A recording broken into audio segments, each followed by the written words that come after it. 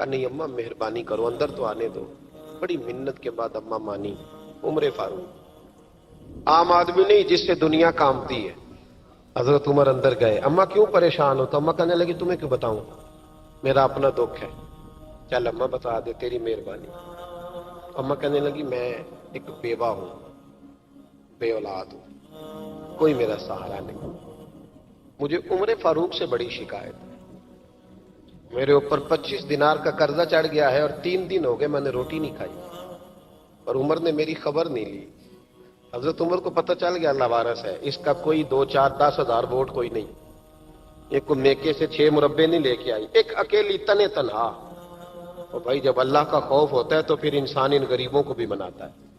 پھر ریڑی والے کی بھی اہمیت بڑھ جاتی ہے، پھر رکشے والے کی قدر بھی بڑھ جاتی ہے. حضرت عمر فاروق رضی اللہ تعالیٰ عنہ کہنے لگے اماں عمر سے شکوہ ہے؟ کہاں؟ جناب عمر کہتے ہیں میں نے ایک جملہ کہا تو اماں نے تو مجھے لاجواب کر دیا. میں نے کہا اماں عمر کو کیا پتا کہ تو بھوکی ہے اور مقروض ہے، اسے کیا خبر؟ تو اماں کہنے لگی کیا کہا تم نے؟ عمر کو خبر نہیں، اسے پتا نہیں؟ تو عمر سے کہو نا چھوڑ دے حکومت، اس کے حوالے کرے جو خبر رکھ سکتا ہے. کیوں بیٹھا ہے پھر؟ ہمارے حکمران کہتے ہیں ابھی میں صدمے میں ہوں، نکلوں گا تو بات کروں گا. نہ ادھر ادھر کی تو بات کر، یہ بتا کہ قافلہ کیوں لٹا.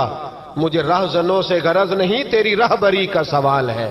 ہاں تجھے جواب دینا پڑے گا. حضرت سیدنا عمر فاروق رضی اللہ تعالیٰ عنہ سے اماں کہنے لگی نہیں خبر رکھ سکتا تو حکومت کیوں کرتا ہے، چھوڑتا کیوں نہیں؟ تو حضرت عمر کہتے ہیں میں کانپنے لگا. دوڑے گئے جناب عمر. میں نے کہا اس اماں کا 6000 ووٹ نہیں کہ اس کی قدر کی جائے. یہ اماں کوئی بہت آکسفورڈ یونیورسٹی کی ڈگری ہولڈر نہیں کہ اس کی بات مانی جائے. کہ لاوارث اور بیوہ بی بی. عمر دوڑے گئے، گھر سے اناج کا تھیلا کندھے پہ رکھا، 25 دینار بھی لیے، پکا پکایا کھانا بھی لیا. خادم کہنے لگا حضور مجھے دے دے میں اٹھا لیتا ہوں. تو حضرت عمر فرمانے لگے چل وعدہ کر قیامت کے دن بھی میرا بوجھ اٹھائے گا. کہنے لگا جی نہیں وہاں نہیں اٹھا سکتا. فرمایا پھر آج بھی نہ اٹھا، مجھے ہی اٹھانے دے، یہ میرا بوجھ ہے تو مجھے ہی. اماں کے سامنے 25 دینار بھی رکھے. پھر اماں کو حضرت فاروق اعظم نے 2 مہینے کا راشن بھی دیا، پھر پکا پکایا کھانا بھی دیا. معمولی آدمی کی بات نہیں کر رہا، 24 لاکھ مربع میل کا حکمران. حضرت عمر مدینے میں بیٹھ کے کبھی للکار دیں تو کیسر و کسریٰ کی ٹانگیں کانپیں. جناب عمر فاروق رضی اللہ کھانا کھلا کے اماں چارپائی پہ تھی تو عمر نیچے بیٹھ گئے.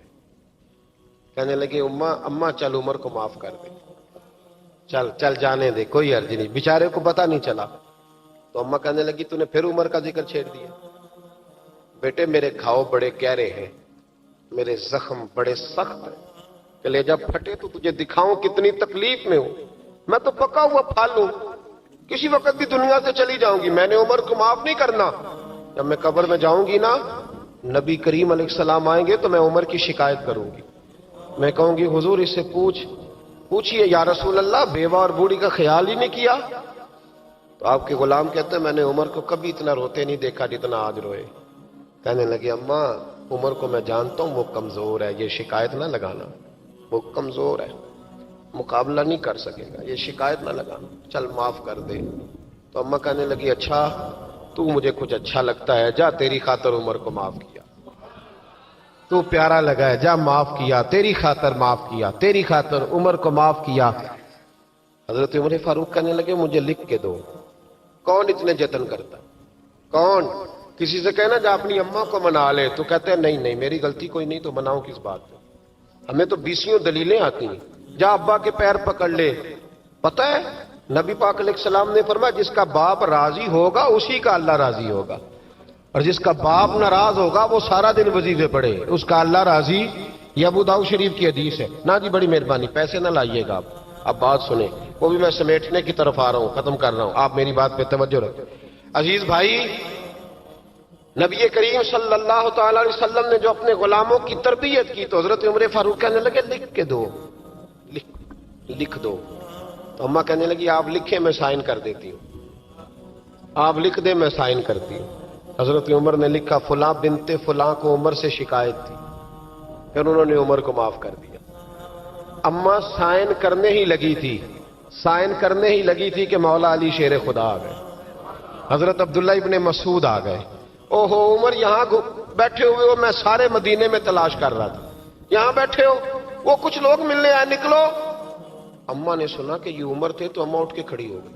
آئے ہائے عمر تھے، آپ عمر تھے؟ تو جناب عمر کہنے لگے اماں تو نے جو کہا ٹھیک کہا، لیکن اپنے وعدے پہ قائم رہا، یہ ذرا سائن کر دے. اماں نے سائن کیے تو حضرت عمر فاروق فرمانے لگے علی آ گئے ہو تو بطور گواہ تم بھی دستخط کر دو. عبداللہ ابن مسعود تم بھی بطور گواہ جب سائن ہوئے تو جناب عمر نے رکا لپیٹا اور مولا علی شیر خدا سے فرمانے لگے علی یہ رکھ لو، مجھے لگتا ہے میں تم سے پہلے دنیا سے جاؤں گا، اور جب میں پردہ کر جاؤں نا تو یہ رکا میرے کفن میں رکھ دینا. اگر حضور علیہ السلام نے پوچھا نا میری امت کے ساتھ کیا سلوک کر کے آئے ہو، تو رکا نکال کے کہوں گا یا رسول اللہ ایک بوڑھی ناراض تھی میں اسے بھی راضی کر کے آیا. حضور یہ میں راضی. بھائی جب تک ہم اللہ سے نہیں ڈرتے معاشرہ اصلاح پذیر نہیں ہو سکتا. حضرت عمر فاروق رضی اللہ تعالیٰ عنہ نا باہر والوں کا بھی بڑا سخت حساب کرتے تھے. بڑا ایک گورنر صاحب نے لباس بڑا شاندار پہننا شروع کر دیا تھا تو حضرت عمر نے اتروا کے نا تو انہیں ٹاٹ کا لباس پہنا کے تو اونٹ چرانے کی ڈیوٹی دے دی تھی. اتنا سخت احتساب کرتے. کسائی کی دکان پر بھی 1-2 گھنٹے کھڑے ہوتے تھے. جو آدمی مسلسل 2 دن گوشت خریدتا تھا نا فرماتے تھے اس کا ٹیکس بڑھا دو، لوگوں کو دال نہیں مل رہی اور یہ روز گوشت کھاتا ہے. حضرت فاروق اعظم اس کو جزیہ کہا جاتا تھا یا کچھ اور معاملات ہوتے تھے بڑھا دیتے تھے. مسلسل جو 2 دن آدمی گوشت کھاتا تھا فرماتے تھے مدینے میں غربت ہے، اگر یہ والا نظام تم کرو گے تو غریب لوگ کس کی طرف دیکھیں گے. لیکن اس سے زیادہ بڑھ کر جو ان کی زندگی کا معیار اور سٹیٹس تھا وہ یہ تھا کہ اپنے گھر کا خاص خیال رکھتے، خاص توجہ کرتے. ملک شام سے اور ایران سے کچھ لوگ آپ کی خدمت میں آئے تو وہاں سے کچھ کنیزیں بھی آئیں. ان کے بادشاہ پیغام لے کے شاہ ایران کی کنیز کو ملکہ نے کہا کہ نا حضرت عمر کی زوجہ کو دیکھ کے آنا ذرا کس طرح کی ہے. ہمارے ملک میں کیا کہتے ہیں خاتون اول، جی خاتون، باقی سارے دووں میں خاتون اول. ذرا خاتون اول کو دیکھ کے آنا. تو وہ جب آئی نا گھر میں ملنے تو کہا کہ مجھے میری ملکہ نے کہا تھا کہ عمر کی زوجہ سے اہلیہ سے ملاقات کر کے آنا. تو حضرت عمر کی اہلیہ نے نا ایک جوڑا کپڑوں کا دے دیا ملکہ کے لیے اور ایک خوشبو کی شیشی دے دی. اب جب وہ تحفے وہاں گئے تو اس ملکہ نے نا کچھ سونے کا سامان بھیجا، کچھ زیورات بھیجے، کچھ تحائف بھیجے. جب حضرت عمر کے گھر آئے نا وہ خادم لے کے آیا، اس نے کہا جی آپ کی اہلیہ نے تحفے بھیجے تھے. تو جواب میں شاہ ایران کی بیوی نے یہاں جس ملک کا وہ سفیر تھا انہوں نے بھی یہ بھیجے. حضرت عمر فاروق نا وہ تحفے لے کے گھر گئے تو جا کے کہنے لگے اپنی اہلیہ سے یہ تو کب سے تحفے تحائف بھیجنے لگ گئی ہے، یہ کب سے نظام شروع ہو گیا؟ تو کہ حضور تحفہ دینا لینا تو ٹھیک ہے، سنت ہے، محبت بڑھتی ہے، تو یہ کوئی قباحت نہیں، اور میں نے اپنی ذاتی استعمال کے لیے جو چیزیں رکھی تھی وہ میں نے دی ہیں. تو حضرت عمر فاروق رضی اللہ تعالیٰ عنہ فرمانے لگے ہم نے کسی ملک کے ساتھ اور اس کے بادشاہ کے ساتھ ذاتی تعلق نہیں بنانا، تعلق جو بھی بنے گا رسول اللہ کے دین کی برکت سے بنے گا.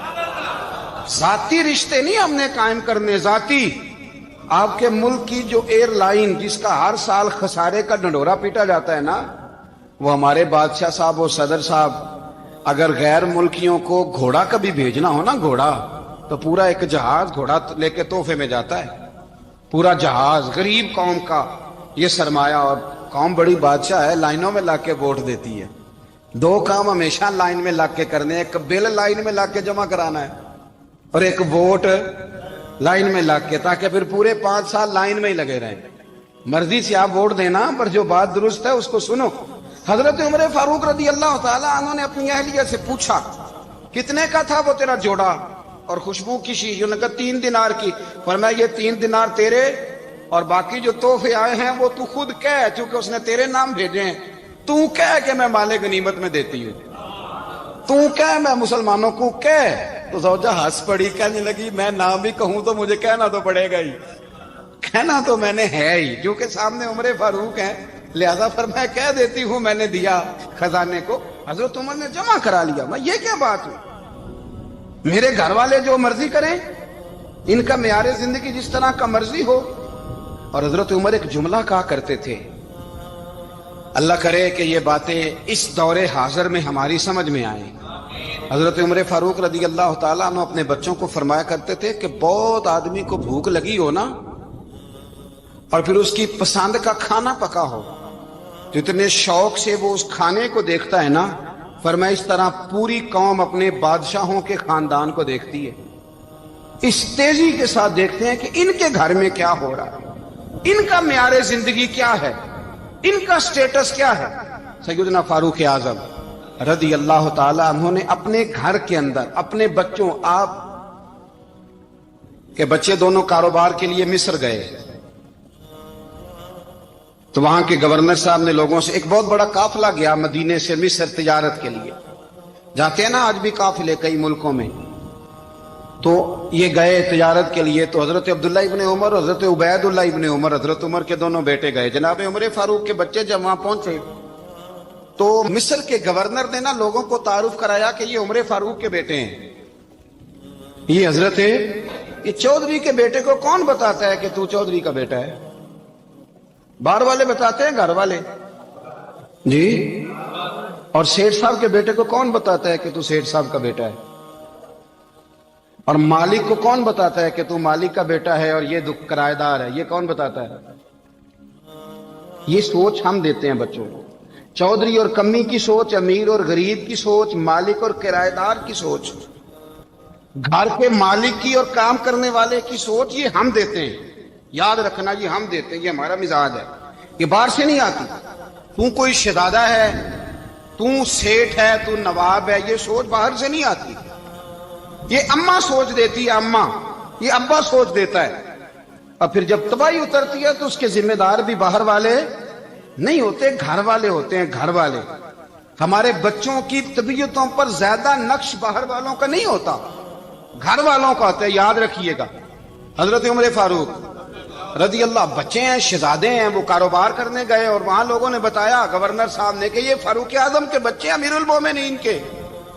لوگوں نے ان سے زیادہ مال خریدا، تجارت میں زیادہ نفع ہوا، ظاہر ہے کہ وہ آپ کے جو اللہ خیر کرے حکمران ہیں، ان کے کاروبار کتنے ملکوں میں ہیں، کس بنیاد پر ہیں؟ وہ صرف اس بنیاد پر کہ وہ حکمران رہے، ان کے لیے آسان تھا بڑے لوگوں سے تعلقات بنانا۔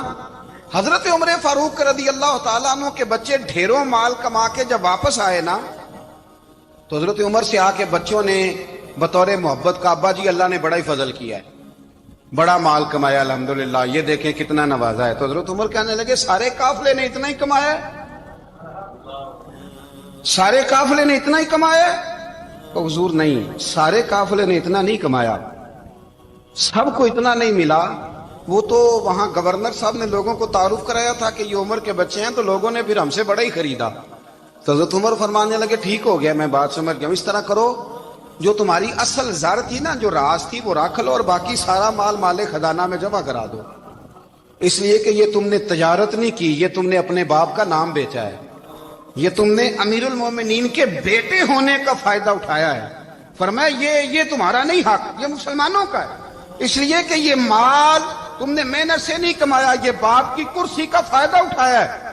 اور فرمایا اگر تم نے مال جمع نہ کرایا تو میں مال بھی لے لوں گا زبردستی اور کوڑے بھی ماروں گا، ڈبل سزا دوں گا، مرضی سے جمع کراؤ گے تو کوڑوں سے بچ جاؤ گے۔ بڑے بیٹے نے تو جمع کرا دیا، تو چھوٹا تھوڑا پریشان ہوا، تو حضرت عبداللہ ابن عمر چھوٹے کا ماتھا چوم کے کہنے لگے بیٹے چپ کر کے جمع کرا، یہاں بھی فخر کر کے ہم عمر کے بیٹے ہیں، اور قیامت میں بھی فخر کریں گے کہ ہم فاروق اعظم کے بیٹے ہیں، یہاں بھی ناز کریں گے اور وہاں بھی ناز کریں گے کہ عمر کے بچے ہیں۔ ہمارے باپ نے خود بھی حلال ہی کھایا ہے، اور جب ہماری کمانے کی باری آئی ہے تو ہمیں حکم بھی حلال کھانے کا دیا۔ بھائی ہمارا مزاج نہیں، بچہ جب لے کے آتا ہے 2 لاکھ روپیہ تو کبھی پوچھے کہاں سے آیا ہے؟ جب وہ پہلے دن غلط دوستوں کے پاس جا کے بیٹھتا ہے تو کبھی نکالا ہے گھر سے اسے؟ یہ بہت سارے خمیازے ہمیں اس لیے بھگتنے پڑتے ہیں کہ ہم ابتدا میں سوراخ بند نہیں کرتے، جب اس میں شگاف پڑ جاتا ہے، سیلاب آتا ہے تو ہمیں ہوش آتی ہے۔ حضرت عمر نے اپنے گھر میں نگرانی رکھی، کڑی نگرانی، زیادہ نماز گھر میں پڑھتے تھے حضرت عمر، نفلی نمازیں زیادہ کیوں بھلا؟ بھائی یاد رکھیں کہ آپ نے اگر سجدہ کرنا ہے تو بچہ لیٹ جائے گا، وہ اسے پتا کوئی نہیں سجدہ کیا ہے. لیکن جب گھر میں کبھی قرآن ابا جی کھول لیں نا، جب ابا جی کا موڈ بن جائے نا لیکچر دینے کا، وہ گھر میں شروع ہو جاتے ہیں، کہتے ہیں آپ لوگ نماز نہیں پڑھتے اس لیے میرے کاروبار میں برکت کوئی نہیں. تم سویرے قرآن پاک نہیں کھولتے تو میں تباہ ہو گیا. تو میاں آپ نے کب گھر میں قرآن پاک کھولا تھا؟ آپ نے کب نماز پڑھی؟ آپ نے کب گھر کے اندر اللہ رسول کا ذکر کیا تھا؟ آپ نے کب حدیث چھیڑی؟ آپ نے بھی تو گھر کے اندر جب بھی آپ آئے ہیں تو آپ نے وہی کچھ کیا جو دنیا دار کرتے ہیں. آپ بھی تو اپنا موبائل لے کے الگ کونے میں بیٹھ گئے. آپ نے بھی تو کہا ہے کہ اب تمہارے چینل ختم، اب میری مرضی والا چلے گا. تو جو آپ نے کیا ہے بچے بھی وہی کام کریں گے. آپ نے بھی گپ شپ لگائی ہے تو وہ بھی لگا رہے ہیں. یہ سمجھ لیں جو کام آپ کریں گے آپ اپنے بچوں کی سیرت میں اس کا جلوہ دیکھ لیں گے. بڑی پکی سی بات ہے کہ آپ کو بچے کی عادتیں دیکھ کے سمجھ آ جائے گی کہ میں بھی یہی کرتا تھا اور یہ بھی. حضرت عمر فاروق رضی اللہ تعالیٰ عنہ وصال فرما گئے تو آپ کے وصال کے بعد حضرت عثمان غنی رضی اللہ تعالیٰ عنہ نے آپ کی ایک بیوہ سے نکاح کیا. حضرت عمر کی ایک بیوہ سے جب وہ آپ کے نکاح میں آئی تو کہنے لگی حضرت عثمان غنی سے کہ حضور نہ تو میں خوبصورت ہوں اور نہ میں جوان ہوں، نہ آپ کی کوئی خدمت کر سکتی ہوں، میرے ساتھ نکاح کرنا سمجھ میں نہیں آیا. کیا شاندار جواب دیا حضرت عثمان غنی نے، کیا خوبصورت جواب دیا. فرمانے لگے میں نے اس لیے نکاح نہیں کیا کہ مجھے تمہارے حسن سے دلچسپی تھی یا تمہاری خدمت کی ضرورت تھی، میں نے تو اس لیے نکاح کیا ہے کہ مجھے بتاؤ عمر فاروق گھر کے اندر اپنے رب کی عبادت کس طرح کرتے تھے، وہ قرآن پاک کس طرح پڑھتے تھے، وہ رویا کیسے کرتے تھے، استغفار کا طریقہ کیا، کس وقت کس انداز میں وہ اپنے رب کو یاد کرتے تھے. اس لیے کہ عمر کئی دفعہ گھر سے آتا تھا تو میں اس کے چہرے پر نور دیکھا کرتا تھا، میں روشنی دیکھتا تھا، ایک معیار دیکھتا تھا. نکاح اس لیے کیا ہے کہ مجھے عمر کی جو گھر کے اندر کی عبادت ہے اس سے آگاہ کرو، تاکہ عثمان غنی بھی چاہتے ہیں اس طرح کے عمل کرو جس طرح کے عمر فاروق کر کے گئے. بھائی جب تک ہم اپنے گھر میں وہ توجہ نہیں دیں گے، وہ مزاج دیکھیں نا، ہمارے گھروں میں جب نقشہ پاس ہوتا ہے تو ٹی وی لان بھی اس میں ہوتا ہے، ڈرائنگ روم بھی ہوتا ہے، نماز کی جگہ بھی ہوتی ہے نقشے میں. صحابہ جب گھر بناتے تھے تو ایک مسجد بیت کا نقشہ پاس کرتے تھے، ذہن میں رکھتے تھے کہ یہ کونا نماز کے لیے، وہاں جوتے لے کے کوئی نہیں جائے گا، وہاں نماز پڑھی جاتی تھی، عورتیں وہاں اعتکاف کرتی. ٹی وی لان تو آ گیا ہے اور گھر کے اندر ٹی وی رکھنے کے لیے تو ایک کمرہ الگ سے بنا دیا گیا ہے، اور اب جو نئے نقشے پاس ہو رہے ہیں اس کے اندر گھروں کے اندر جگہ بنائی گئی ہے جہاں کمپیوٹر رکھے جائیں اور بچوں کے لیے وائرنگ ہوگی نیچے تاکہ انہیں کوئی مشکل درپیش نہ ہو.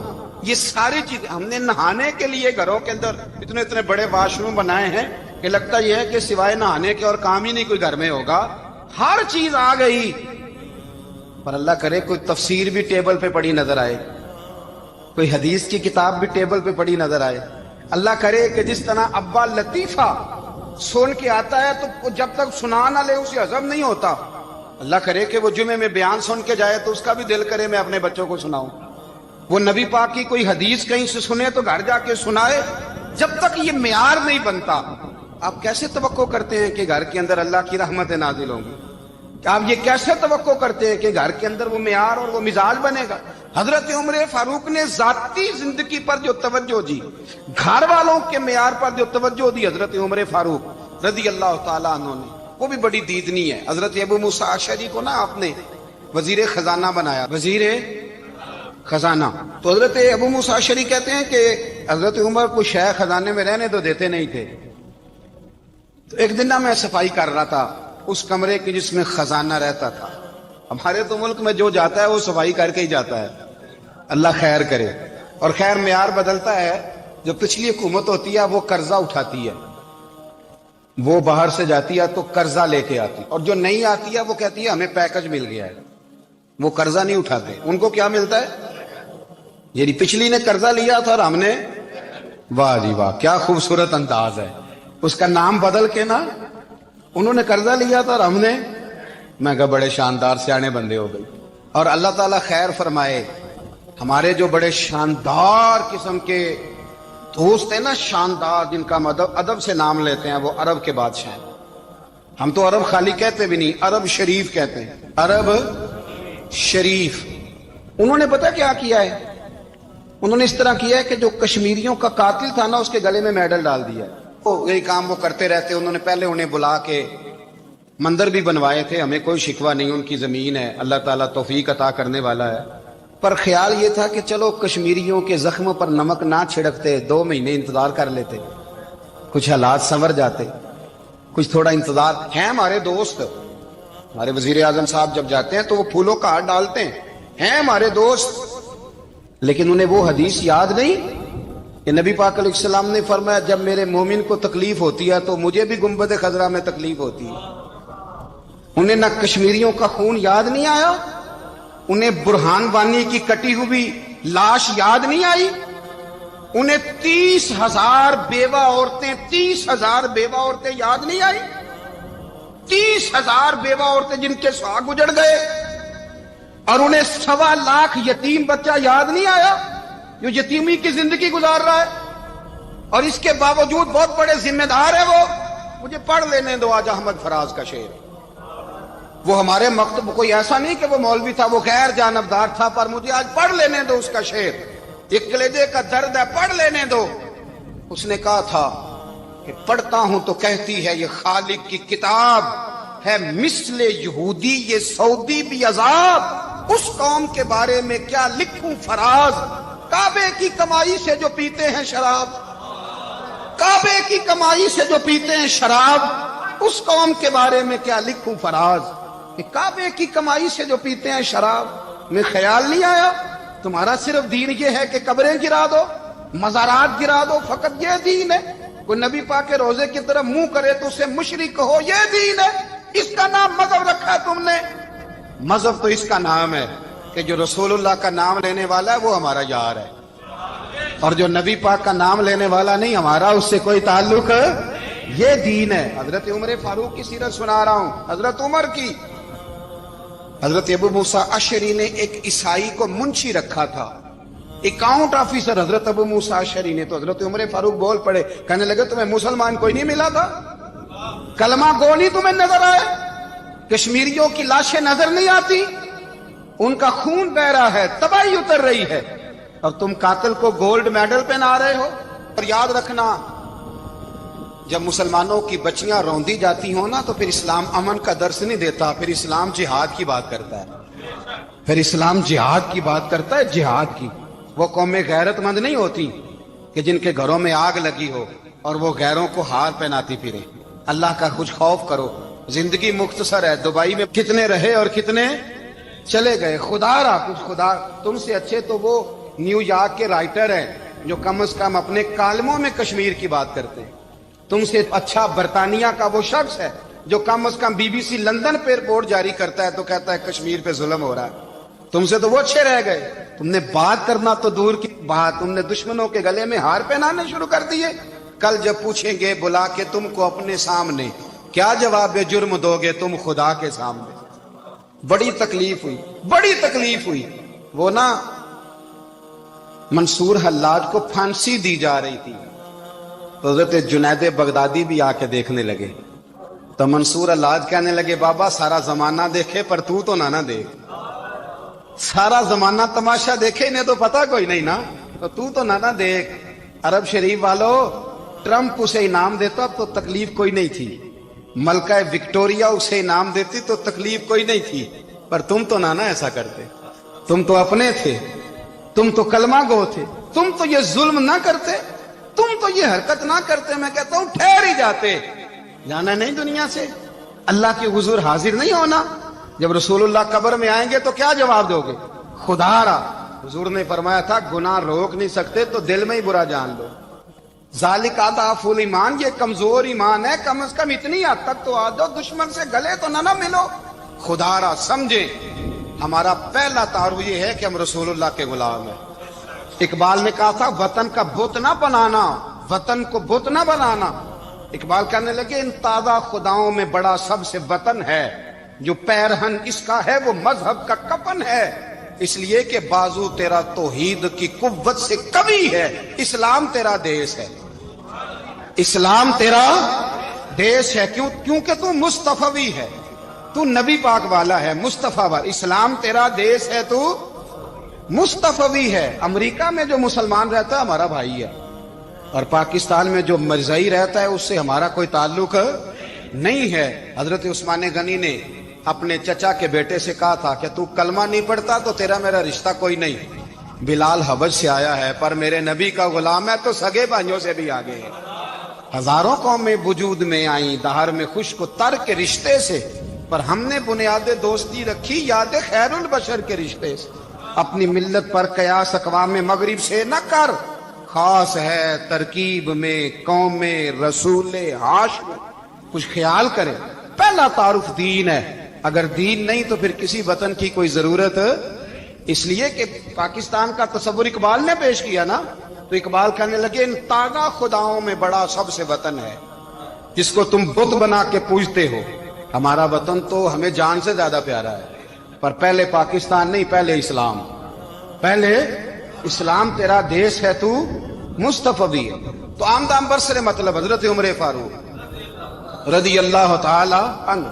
हजरत सैयदना अबू मूसा अशरी कहते हैं कि मैंने ना सफाई की, माले गनीमत की मैंने सफाई की, तो एक दिनार मुझे ना कहीं पड़ा हुआ मिल गया। तो फरमाते हमें इजाजत होती थी कि एक आध दिनार हम अपनी मर्जी से कहीं खर्च कर। तो हजरत उमर के बेटा गुजर रहा था, तो हजरत अबू मूसा अशरी कहते हैं मैंने सफाई की तो एक दिनार निकला, तो मैंने वो एक दिनार ना हजरत उमर के बेटे को दे दिया। मैंने कहा लो बेटा अपने चचा की तरफ से तोहफा। तो घर जाके उन्होंने हजरत उमर को बताया कि चचा ने पैसे दिए हैं। छोटे बच्चे थे। हजरत उमर ने हजरत अबू मूसा अशरी को बुला लिया और बुला के फरमाने लगे मैं तो तुम्हें अपना दोस्त जानता था और तूने मेरी औलाद को ही दुनियादार बनाना शुरू कर दिया। मेरे बच्चों को ही तुमने दुनियादार पैसों पे लगाना शुरू कर दिया। मैं तो तुम्हें यार समझता था। फरमाया तुम्हें चाहिए था मेरे बेटे को नसीहत करते कि बेटा पैसों से रब राजी नहीं होता, उसकी रिजा वाले काम किए जाएं तो रब राजी होता है। और फरमाया तुम्हें कोई और घर नहीं मिला था तबाह करने के लिए, मेरा ही घर मिला था। उठाओ अपना दिनार और खबरदार आज के बाद मेरे बच्चों के साथ ये वाली नेकी ना करना। और हमारा क्या स्टेटस है, दोस्ती है ये उससे जो तोहफे ज्यादा दे, जो बच्चों को खराब करने में मदद ज्यादा करे उसके साथ ये राम। हजरत उमर ने घर पे और सबसे बढ़कर अपनी जात पे तवज्जो की। हजरत अबू मालिक रदी अल्लाह ताला अन्हु कहते हैं मैं उमर के पीछे पीछे एक बाग में गया, अक्सर उस बाग में जाया करते थे। और उमर जाके ना तो दरख्त के नीचे बैठ गए और फरमाने लगे ओ अमीरुल मोमिनीन अल्लाह से डर जा, वरना जिस रब ने हुकूमत दी है वो अजाब भी बड़ा देगा। डर जा रब से। कभी सारी जिंदगी हजरत उमर ने अपना कोई तारुफ नहीं कराया, कभी नहीं। एक बंदे ने आपके सामने तारीफ कर दी आपकी तो फरमाने लगे तो खुद भी हलाक हुआ और मुझे भी हलाक कर दिया। क्या जरूरत पड़ी है मेरी तारीफें करने की, इतनी देर मेरी तारीफ में लगाई। अल्लाह का जिक्र करता रब तुझे सवाब देता, हुजूर पे दुरूद पढ़ता तो रब तेरे ऊपर रहमतें नाजिल करता। किस चक्कर में? आज जितना अच्छी कोई खुशामद करे उतनी अच्छी वजारत मिलती है, जितनी अच्छी उसको जो है वो चापलूसी करनी आया दर्जा भी उसे उतना ही अच्छा मिलता है। हजरत उमर फारूक रदी अल्लाह ताला अन्हु आपके बेटे कहते हैं, साहिब फतूह शाम ने लिखा है, आपके साहबजादे कहते हैं मैं निकला तो मेरे अब्बा जी ना अपनी पुश्त पर मशकीजा रख के कुएं से पानी भर के आ रहे। मैं दौड़ के आगे गया, मैंने कहा अब्बा जी मुझे दे दे। फरमाने लगे बेटा तेरा क्या ख्याल है, कोई और नहीं था मशकीजा भर के लाने के लिए, तेरा क्या ख्याल है? कहा अब्बा जी बड़े लोग थे पर आप क्यों उठा रहे हैं? फरमाने लगे नफ्स ना जरा मेरा बड़ा हो गया था, इसे जरा जलील कर रहा हूं, जरा अपना मुहासबा कर रहा हूं। ये मुझे कह रहा था तो बड़ी चीज है, तो मैं ना अभी मशकीजा घर रख के आऊंगा, फिर तेरी माँ ने मुझे कहा है कि घर में लकड़ियां कोई नहीं जलाने के लिए, फिर मैं जंगल से लकड़ियां काट के लाऊंगा। अब मैं अमीरुल मोमिनीन बन के ना तो मेरा नफ्स थोड़ा बड़ा हो गया। अब यकीन करें हमारा आजमा खराब हो जाता है जब तक हमारा तारुफ सही ना हो, हमारा तारुफ ठीक ना हो। मैं ये होता हूं, मैं वो होता हूं, छोड़ मिट्टी देते मिट्टी रहना ही, मिट्टी देते मिट्टी देते मिट्टी रहना ही। ਐਵੇਂ ਕਾਦੀ ਬੱਲੇ ਬੱਲੇ ਅੱਜ ਮਿੱਟੀ ਦੇ ਉੱਤੇ ਬੰਦਿਆ ਤੇ ਕੱਲ ਮਿੱਟੀ ਦੇ ਥੱਲੇ, मिट्टी दें ते मिट्टी रहना है कादी बल्ले। मुझे पूछ लो, मुझे जान लो, मेरा नाम ले लो, मैं भी आया हूं, मैं भी होता हूं, मेरा भी ये तज़किरा है। मैं बदकार पुराना खादम किसे दर मिली न ढोई, ये ते वासफ यार ने नजर जो की थी ते वासफ वासफ ही होई। ये तो बड़ी बात की बात है। तो बात की बात है साहब, ورنہ من نانم کے من نانم، جو ہم ہیں اس کا ہمیں پتا تو ہے نا بھائی. کبھی بھی یہ جو ذات کا چکر ہے نا، میں بھی ہوں مجھے بھی، او بھائی یاد رکھو میں کون ہوں. یہ جو نام نمود اور یہ خواہشیں اور یہ جو وقار، یہ تو کمزور لوگوں کا طریقہ ہے. جس کو اپنا تعارف کرانا پڑ گیا اس سے بھی زیادہ کمزور کوئی ہے.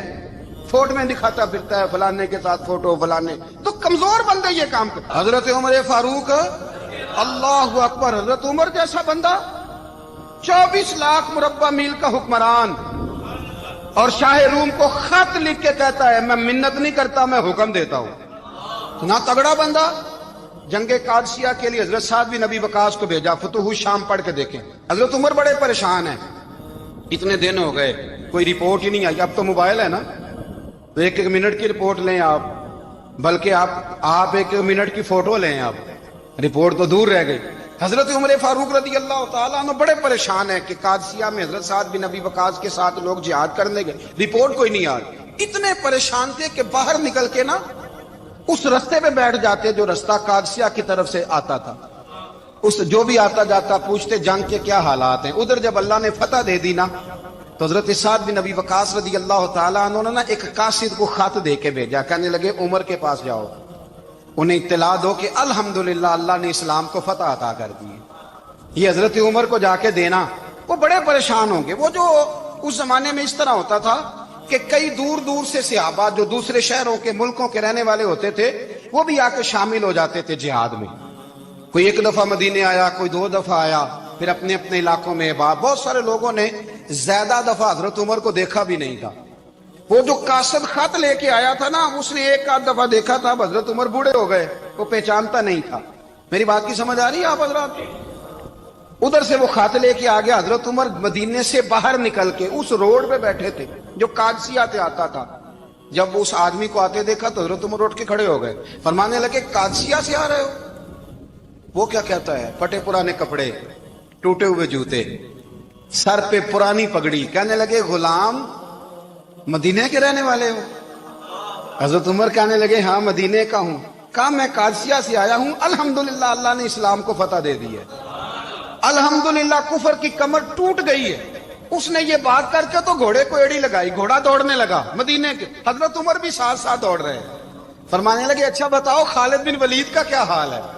تھوڑا آگے جا کے فرمانے لگے اسامہ بن زید کیسے ہے؟ وہ کہتے ہیں ٹھیک ہے. پھر اس نے اور گھوڑا. عمر ساتھ ساتھ دوڑ رہے ہیں، ساتھ ساتھ. 24 لاکھ مربع میل کا حکمران، ایک جوتا پیر سے نکل گیا، عمر دوڑ رہے ہیں. آگے جا کے پوچھتے ہیں سعد بن ابی وقاص کا کیا حال ہے؟ کہ حضور وہ بھی ٹھیک ہے. کتنے لوگ میرے شہید ہو گئے مسلمانوں میں سے؟ کہنے لگا صحیح گنتی کا نہیں پتا. یہ لفظ ادا ہوتے ہوتے مدینے کی سرحد آ گئی. لوگوں نے عمر کو گھوڑے کے ساتھ دوڑتے دیکھا تو کہا امیر المومنین کیوں دوڑ رہے ہیں؟ وہ غلام چھلانگ لگا کے نیچے آیا، قدموں میں بیٹھ گیا. کہنے لگا حضور آپ نے بتایا ہی نہیں آپ امیر المومنین ہیں. آپ فرمانے لگے کیا بتاتا؟ میں تو اونٹ چرانے والے کا پتر ہوں، کیا بتاتا؟ وہ عمر ہوں جس نے اپنے گناہوں کا حساب دینا ہے. کیا بتاتا؟ جو سعد بن ابی وقاص کو جہاد پہ بھیج کے خود بزدلوں کی طرح گھر میں بیٹھا ہے. کیا بتاتا؟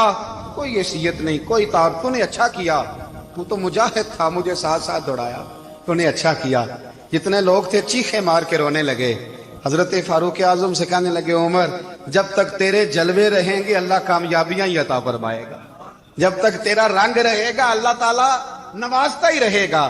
کچھ نہیں، کبھی اپنا آپ ظاہر ہی نہیں کیا. بہت بڑے تھے، بہت بڑے تھے حضرت عمر، بڑے تھے، لیکن ساری زندگی اپنے محاذ. حضرت ابو رافع غلام تھے، قرآن پاک بڑا سونا پڑھتے تھے. حضرت عمر جب بھی انہیں ملتے کہتے ابو رافع تو عمر سے اچھا ہے، قرآن بڑا شاندار پڑھتا ہے. تو وہ کہتے حضور اگر میں قرآن صحیح پڑھتا ہوں تو آپ کو قرآن کی تشریح زیادہ صحیح آتی، آپ بھی تو مجھ سے افضل ہیں. تو آپ فرماتے نہیں پھر بھی تو مجھ سے افضل ہے. کیوں؟ اس لیے کہ تو اپنے غلام اپنے آقا کی نوکری بھی ٹھیک کرتا ہے اور رب کی عبادت بھی ٹھیک کرتا ہے، اور مجھے خالص صرف عبادت کرنی ہوتی ہے وہ بھی ٹھیک نہیں کر پاتا. ساری زندگی اپنا محاسبہ، ساری زندگی اپنے گریبان میں دیکھا، ساری زندگی اپنے آپ کو پرکھا، اپنے آپ کو ٹٹولا. 62 سال عمر بیت گئی. حضرت حذیفہ بن یمان ایک صحابی تھے، میرے نبی کریم علیہ السلام نا ان سے راز کی باتیں کرتے تھے. ہر بندے کا ہاضمہ ٹھیک نہیں ہوتا, سب سے راز کی بات نہیں کرنی چاہیے. حضرت حذیفہ بن یمان کہتے ہیں حضور راز کی باتیں بتاتے. مدینہ منورہ میں جو منافقین تھے ان کی لسٹ بھی نبی پاک نے حضرت حذیفہ بن یمان کو دی تھی. جب کوئی مشکوک آدمی مر جاتا نا تو صحابہ کہتے ہیں ہم دیکھتے اگر حضرت حذیفہ نے جنازہ پڑھا ہے تو ہم بھی جنازہ پڑھ لیتے. نبی پاک نے بھی کچھ جنازے نہیں پڑھے. ترمذی میں ہے, فرمایا عثمان سے جو بغض رکھے اس کا جنازہ نہیں پڑھیں گے. حضرت حذیفہ بن یمان اگر جنازہ پڑھتے تو لوگ پڑھتے, وہ نہ پڑھتے تو لوگ جنازہ نہ پڑھتے. حضرت حذیفہ بن یمان کہتے ہیں جناب عمر فاروق کی خلافت کے آخری ایام تھے, کچھ دنوں کے بعد وہ شہید ہو گئے.